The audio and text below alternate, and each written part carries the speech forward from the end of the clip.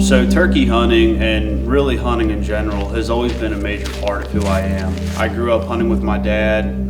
Ever since the first time I stepped foot in the woods, I just really kind of fell in love with it. And growing up, I did it every minute of every opportunity that I had. Didn't matter if I was hunting in Ohio for small game or if I was going to Indiana with my dad and we were hunting deer. I remember the first time I ever went turkey hunting, I was so excited. We had a bird probably at maybe 50 yards away gobbling for nearly 10 minutes and I couldn't see it. It was right out of sight behind this bush. My dad and my cousin Donald kept telling me, shoot it, shoot it. And I was like, shoot what? I don't see anything. And I just remember that from that point on I was hooked and I was dedicated to get out and getting birds. Nothing's really changed from my love of getting out into the outdoors and hunting, but something has changed really in general in my life, and that's having children, having a marriage. And so now I still enjoy hunting just as much as I always did, but I have something else that it really just means that much more to me. And so I still get out and hunt as often as I can, but it really takes a backseat to my family and to being a husband and a father. So this year I had an opportunity to kind of marry the two together. We took a trip. We decided at the last minute we were going to go out to Texas. We were going to visit some of the Magnolia Farm stuff. My wife is a big fan of the HGTV show. And so we kind of made up the decision that we were going to go out there. And I was like, hey, while we're there, how about we try to add in a little bit of turkey hunting as well? To top things off, it was great because we got to take our 9-month-old son with us. And it was really a cool experience because even though he wasn't out there hunting with me, there was nothing better than going out of state, getting to have a hunt, coming home every day after I was done, and getting to spend time with my wife and my son. Unfortunately, my two older children weren't there, but I kept sending them messages all the time. We FaceTimed, and they were just as much of a part of things as the rest of the family was.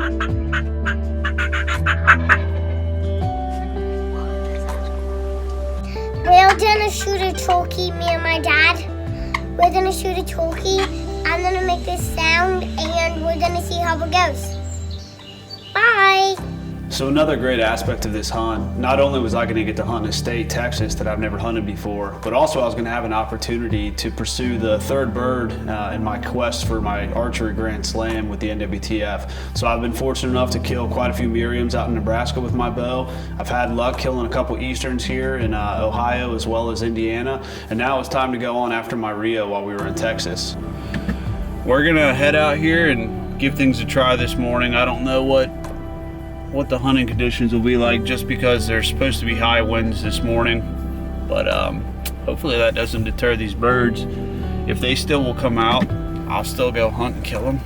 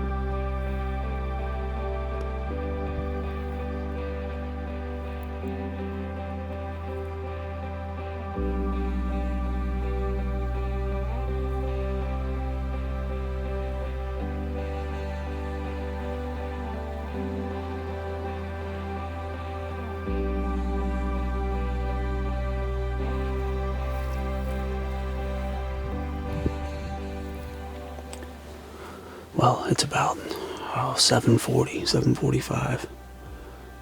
Today's March 30th. It's the opening day of turkey season for the northern zone of Texas for 2019.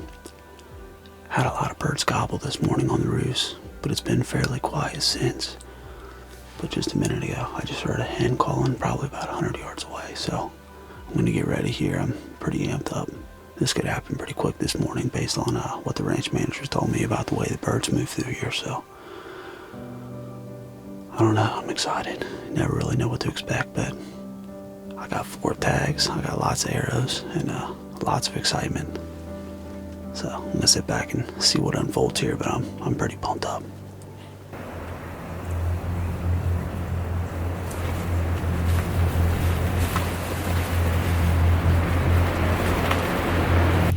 So there's a couple things in this hunt that really kind of stood out to me. First, I don't care where you're turkey hunting. It seems like when you got high winds, the birds just don't really do much. And so going out opening weekend on March 30th, there in the northern zone of Texas, they were calling for extremely high winds. And I mean, when I say high winds, there was a couple times where the wind gusted so bad, it actually collapsed the side of my Zenek blind.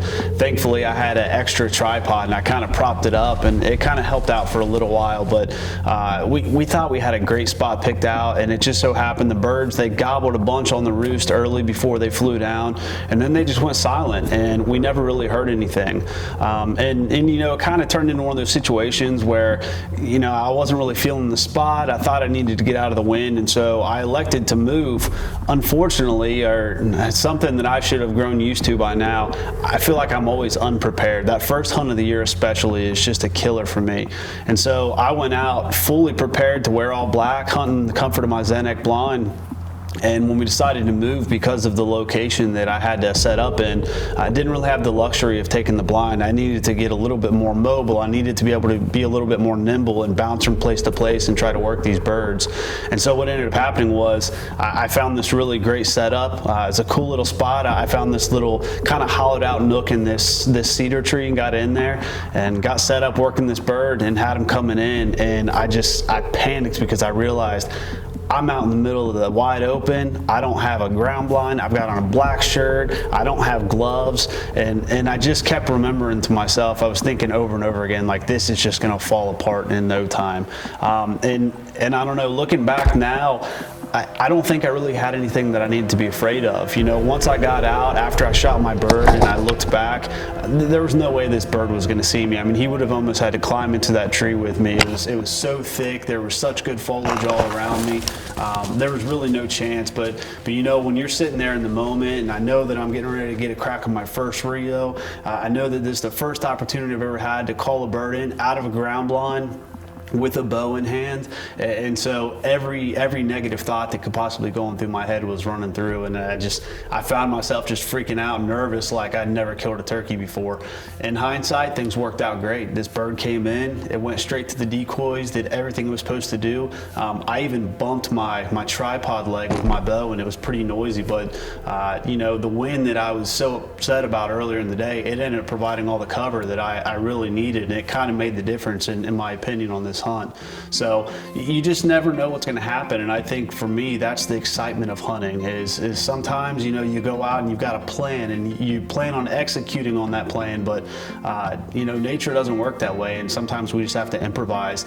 And I think that when I think of all of the hunts that stand out the most to me, it's always been a situation where something unexpected happened, or you know, something occurred that I had to overcome some obstacle or some high odds, and those are the hunts that really just, you know, kind of when I think back at what hunt do I want to relive over and over again.